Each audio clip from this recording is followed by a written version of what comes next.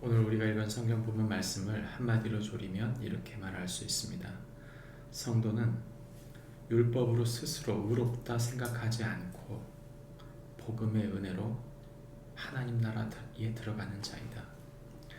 성도는 율법으로 스스로 의롭다 생각하지 않고 복음의 은혜로 하나님 나라에 들어가는 자이다 말해주고 있습니다.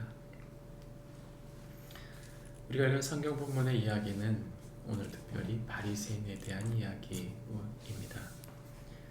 예수님은 바리새인을 경고하시면서 이야기하시는 것이죠. 어제와 오늘은 같이 맥이 다 있습니다.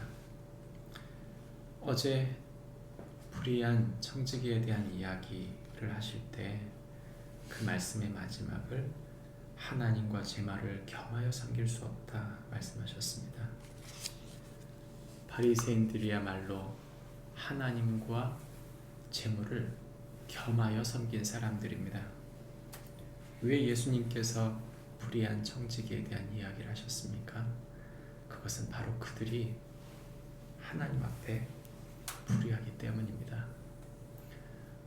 왜 율법을 지켰는데도 불의해질 수 있는가? 네, 바로 은혜를 모르기 때문입니다. 오늘 우리가 읽은 성경 본문의 바리새인들은 예수님을 비웃고 있습니다. 왜입니까?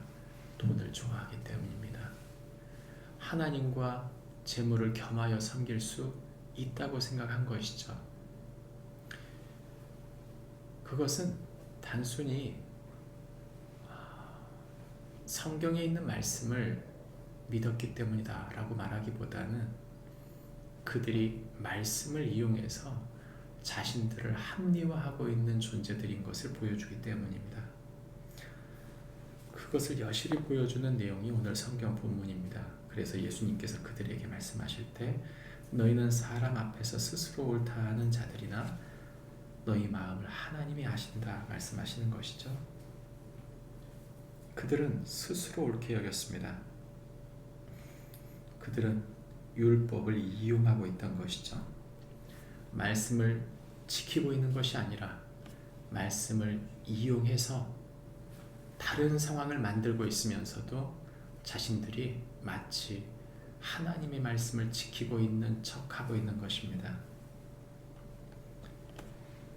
이것은 구약 종교인들이 얼마나 타락했는지를 보여주는 내용인 동시에 현대를 사는 우리에게도 똑같이 적용될 수 있다는 사실을 경고해주고 있는 것입니다. 하나님의 말씀은 있는 그대로 전해야 합니다. 메시지와 메신저 무엇이 더 중요할까요? 메시지가 중요합니다. 왜입니까? 그 메시지 하나님의 말씀이 우리를 살리기 때문입니다. 하나님의 말씀을 전하기 위해서 메신저가 결정됐는데 어느덧 우리는 메신저를 메시지보다 더 우위에 둘 때 우리는 이런 사태가 일어나게 되는 것이죠. 우리가 읽은 성경 본문의 18절 말씀은 오늘 성경과 전혀 상관없는 것처럼 느껴지지만 아닙니다. 바로 바리새인 그들이 율법을 이용해서 망가뜨린 것이 바로 대표적으로 결혼의 윤리였습니다. 그들은 모세의 이혼 증서를 빗대어 모세가 우리에게 이혼 증서를 주었습니다 라는 이 논리로 얼마든지 자기 아내를 버려도 그리고 새로운 아내를 내가 원하는 대로 가져도 상관없다고 생각한 것입니다. 대표적인 말씀을 합리화한 내용이죠. 이에 대해 예수님이 말씀하십니다. 그렇지 않다. 예수님의 오심은 율법을 깨트린 그들을 아신다는 것입니다. 아니, 그것은 하나님이 마음 높아진 그들을 미워하신다 말합니다. 율법의 완성으로서 천지를 지으신 그 예수님이 당신의 통치를 가지고 오셨다고 말하는 것이죠. 하나님 나라의 침입을 그래서 말하고 있는 것입니다. 16절 후반부를 이야기할 때 사람들은 천국은 침노하는 것이다. 그래서 내가 하나님 나라를 내가 빼앗아야 된다. 훔쳐야 된다. 잘못된 표현입니다. 번역상 이것은 수동태와 능동태를 바꾸는 경우 헬라어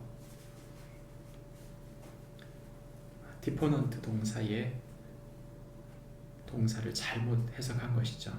그래서 침입한다는 이 단어 비아조라는 단어는 강제로 힘을 사용해 들어간다 인데 우리가 힘을 사용해 들어간다가 아니라 하나님의 나라가 우리를 향해 들어온다고 말하고 있는 것입니다.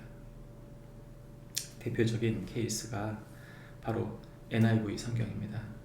그 내용을 살펴보시면 하나님의 나라가 침입해 들어온다고 말하고 있는 것이죠.